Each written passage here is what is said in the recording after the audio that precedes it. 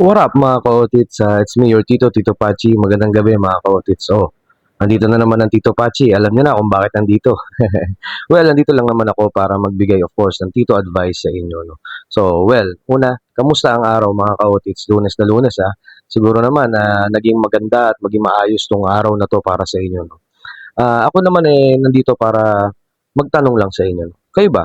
Naranasan niyo na bang maratel or ma-stress out sa mga bagay na ginagawa nyo on a daily basis? Siguro naman mga ka-otits, no? Well, ang payo lang naman ng Tito Pachi ay, of course, sa mga moment at sa mga araw o sa mga oras na dadating sa inyo na kayo nai-stress or kayo nararatel sa mga bagay-bagay, of course, relax mga ka-otits.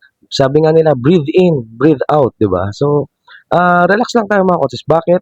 Siyempre, kailangan nating i-relax yung sarili natin para tayo ay makapag-isip at makapag-decide ng tama based dun sa mga bagay na gusto natin gawin. So, importante talaga ang i-relax ang sarili, i-relax ang isip, at sabi nga, breathe in, breathe out. So, mga kotits, dito advice, relax lang palagi, mga kotits. So, by the way, this is me, your Tito Pachi. Peace, love, mga kotits.